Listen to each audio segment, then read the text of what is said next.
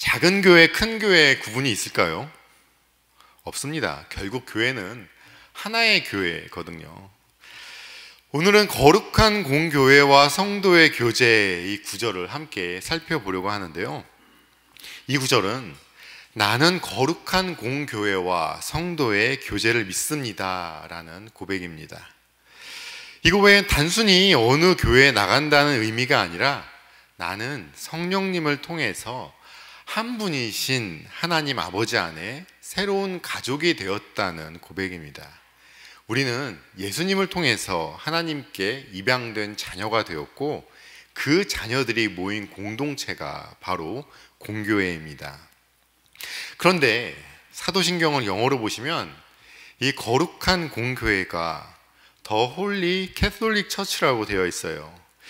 근데 어떤 분들이 그것만 보시고는 아니 우리는 기독교 신자들인데 카톨릭 교회, 천주교회를 믿는다고 고백할 수 있냐고, 사도신경은 이단 사상이고 잘못된 거다, 올바른 믿음을 가지려면 사도신경을 외우면 안 된다, 그렇게 주장하는 분들이 간혹가다 보이는데 그거는 이제 잘 모르시는 거죠. 카톨릭이라는 말이 그 헬라어에서 온 말이에요. 그래서 그 보편적이란 그런 뜻이거든요. 그러니까 영어 단어만 보고 오해하시면 안 되고, 영어 단어 소문자 C로 시작하면 보편적 교회를 말하는 카톨릭이 되는 거고, 대문자 C로 시작하면은 우리가 알고 있는 그 천주교회, 그 카톨릭 교회가 되는 겁니다. 그러니까 괜히 영어만 보고 오해하시면 안 된다고 말씀을 드리는 겁니다. 그래서 공교회라는 것은 보편적 교회를 말하는 건데요. 우리가 흔히 알고 있는 교회, 우리 눈에 보이는 교회, 각 개 교회를 말하지만 그것보다 더 깊은 의미로 그 교회들 모두를 포함해서 시공간을 초월해서 예수님께서 불러 모으신 교회, 즉 예수 그리스도를 머리로 하는 그 하나의 몸을 말하는 겁니다. 즉 하나님의 아들인 예수님께서 성령과 말씀을 통해 불러 모으셔서 세상 첫날부터 마지막 날까지 영생하도록 택하신 자들을 보호하며 보존하시는 교회를 뜻하는 것이고, 우리는 그 공교회를 믿는다는 고백입니다. 그런데 그냥 공교회가 아니라 앞에 거룩한이 붙어 있죠. 거룩한 공교회를 믿는다고 해요. 그럼 교회가 거룩할까요? 신앙생활 하시면서 지금까지 보아오신 교회의 모습이 항상 거룩했나요? 아니죠. 교회 안에서 싸움도 많고 시끄럽기도 하고 세상 사람들에게 손가락질 받는 일도 허다합니다. 신약 성경에 나와 있는 교회들만 보더라도 문제가 없거나 완벽한 교회는 흔치 않았습니다. 아니, 지금까지 완벽한 교회는 존재하지 않았습니다. 그럼에도 불구하고 거룩한 교회라는 뜻은 에베소서 5장 25절에서 27절을 보시면요, 남편 되니 여러분 아내를 사랑하기를 그리스도께서 교회를 사랑하셔서 교회를 위하여 자신을 내주심같이 하십시오.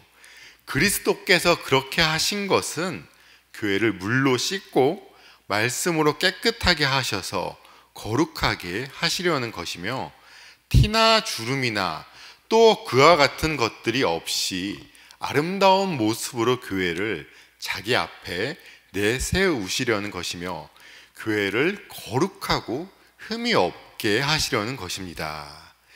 이 구절들의 핵심은 예수님께서 교회를 사랑하시고 깨끗하고 거룩하게 하신다는 거예요. 내가 깨끗하게 하는 게 아니라 그리스도께서 깨끗하고 거룩하게 하신다는 말씀입니다. 그런데 거룩이라는 단어를 오해하시는 경우가 좀 많은데요, 거룩은 뭐뭐와 다르다 그런 뜻이에요. 뭐 드라마나 영화에 막 산신령 나오듯이 울리는 목소리로 막 위엄 있게 말하고 폼 잡고 걷는 그런 게 거룩한 게 아니라 세상과 다르고 세상 사람들과 구별되었다는 뜻이 거룩입니다. 세상과 떨어져 있다는 걸로 끝나는 것이 아니라 구별된 백성들이 하나님께 가까이, 하나님께 접붙여져 있어야 진정한 거룩이라고 할 수 있는 겁니다. 즉 거룩한 하나님과 연결되어 있는 것이 거룩한 것입니다.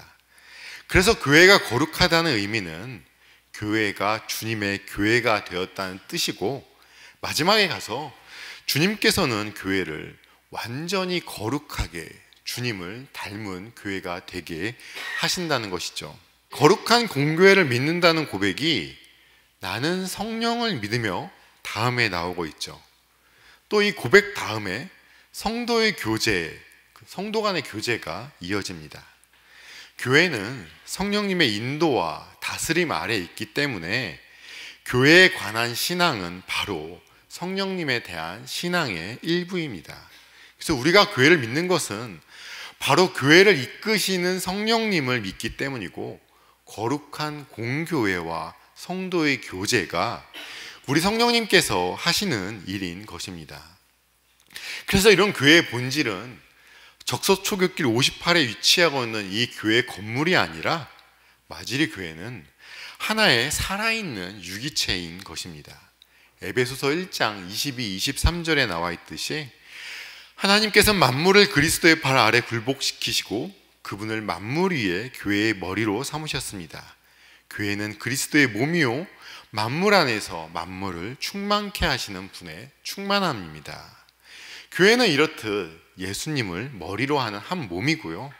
고린도전서 12장 12절에서 13절, 몸은 하나이지만 많은 지체가 있고 몸의 지체는 많지만 그들이 모두 한 몸이듯이 그리스도도 그러하십니다. 우리는 유대 사람이든지 그리스 사람이든지 종이든지 자유인이든지 모두 한 성령으로 세례를 받아서 한 몸이 되었고 또 모두 한 성령을 마시게 되었습니다. 몸은 하나의 지체로 되어 있는 것이 아니라 여러 지체로 되어 있습니다. 아멘. 우리는 한 성령 안에서 각자 예수님의 몸의 지체로 부름받은 것입니다. 한 예수님의 몸인 지체들이 이 성도들 간의 교제는 자연스럽고 당연한 것입니다. 한 몸인데 왼발은 왼쪽으로만 걸어가려고 그러고 오른발은 오른쪽으로만 걸어가는 게 아니잖아요. 막 양쪽으로 가랑이가 벌어지면 어떻게 되겠습니까? 그게 정상적인 몸은 아닌 것이죠. 그래서 사도행전 2장 42절을 보시면요, 그들은 사도들의 가르침에 몰두하며 서로 사귀는 일과 빵을 떼는 일과 기도에 힘썼다. 여기서 사귀는 일로 번역된 단어가 코이노니아라는 단어거든요. 종종 들어본 단어이시죠? 원래는 친교, 교제, 참여하다는 의미인데 우리 기독교에서 사용될 때는 단순한 인간관계를 말하는 것이 아닙니다. 우리 성도의 교제는 누구 안에서 이루어집니까? 성령 안에서 이루어지는 영적인 교제입니다. 그냥 단순히 사이좋게 잘 지내는 게 아니라 서로를 그리스도의 사랑으로 섬기면서 고난을 나누고 기쁨을 함께하고 믿음을 격려하는 삶을 말하는 것입니다. 우리 성도들 간의 모임과 교제는 이런 세상적인 모임과 교제가 아니라는 거예요. 우리 성도들의 교제는 무엇에 몰두한다고요? 사도들의 가르침, 말씀에 몰두해야 합니다.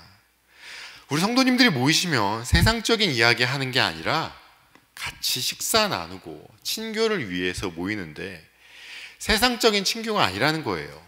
기도에 힘쓰는 모임, 그 모임이 말씀 공동체, 기도 공동체가 되어야 한다는 것이죠.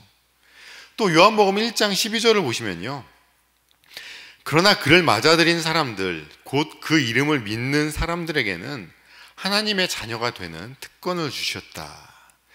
우리는 예수님의 피로 하나님의 자녀가 되었기 때문에 교회는 하나님께 입양된 가족으로서 성도의 교제는 당연히 자연스러운 것이고, 말씀 공동체, 기도 공동체를 통한 그 성도의 교제로 하나가 되기 원하시는 것은 사람들이 원하는 게 아닙니다.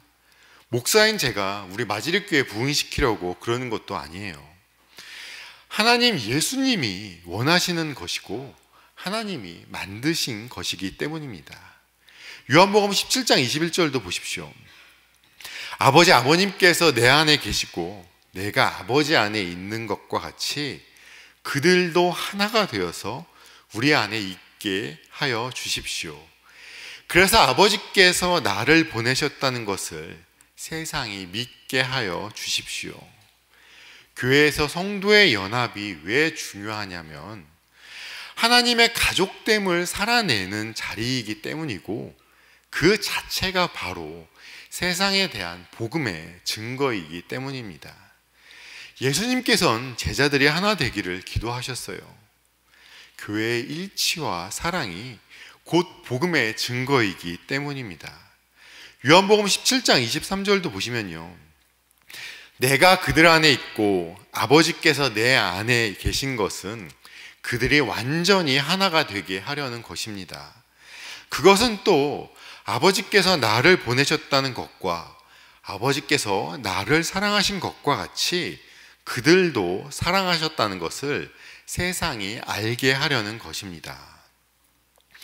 21절에서 세상이 믿게 하여 주십시오.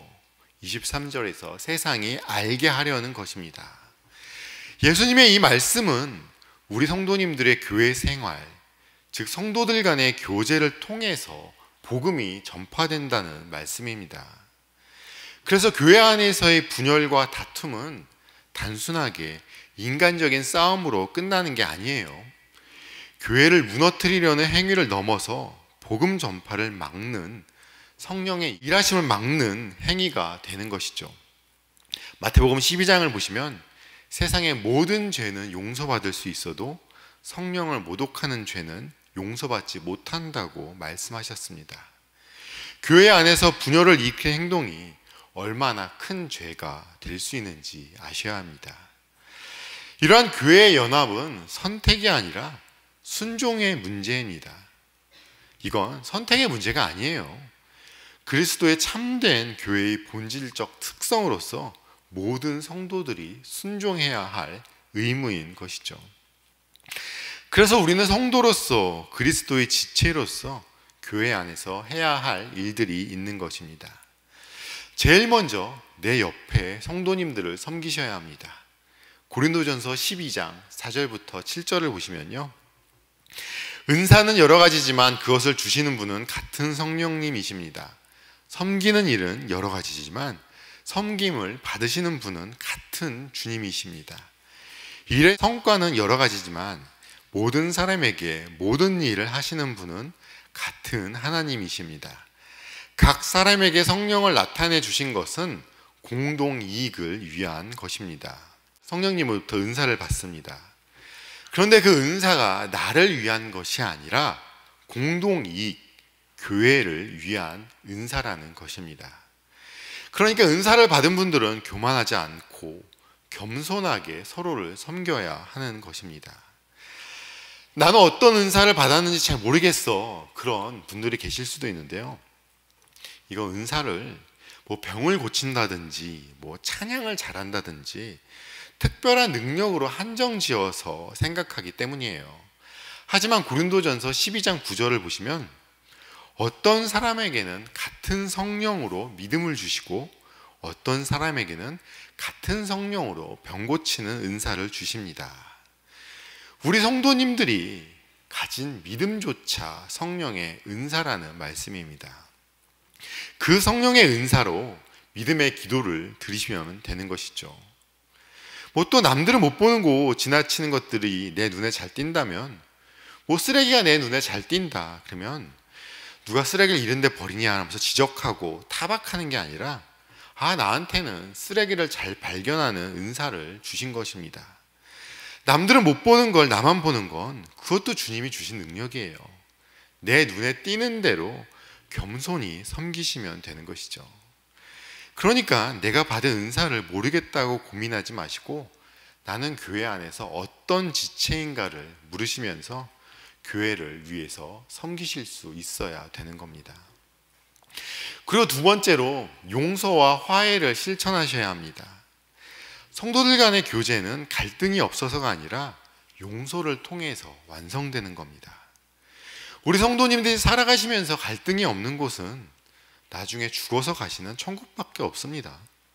세상을 살아가는 동안에는 크고 작은 갈등과 상처는 항상 아니, 반드시 생깁니다. 그러나 아무 죄 없으신 예수님께서 우리를 위해 십자가에 달리셨다는 것을 기억하셔야 합니다. 우리도 서로를 용서할 때 진정한 교제가 이루어지는 것이거든요. 그리고 여러 번 말씀드렸지만 무엇보다 상처를 갖고 있으면 나 자신한테 안 좋습니다. 나한테 상처 준 사람을 이렇게 하든 저렇게 하든 그건 하나님께 맡기시는 거고요. 나는 주님과 함께 주가 주시는 기쁨 가운데 살아가시면 되는 것입니다. 그리고 세 번째로 신앙생활은 혼자 하는 게 아니라 함께 하는 것입니다. 함께 예배하고 함께 기도하는 그 성도의 교제를 나누는 것은 세상에서는 절대 맛볼 수 없는 주 안에 있는 백성들만이 누릴 수 있는 은혜인 것입니다. 나는 거룩한 공교회와 성도의 교제를 믿습니다. 이 고백은 나는 하나님이 세우신 거룩한 공교회와 나와 함께 구원받은 성도들과의 교제를 믿는다는 하나의 고백입니다. 우리는 혼자가 아닙니다.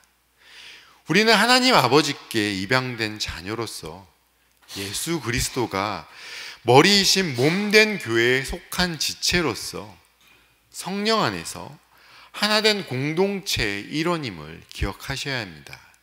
이 은혜를 기억하시면서 교회를 사랑하시고 성도들 간의 교제를 소중히 여기며 살아가시는 우리 마지릭교회 성도님들이 되시길 주님의 이름으로 축원합니다.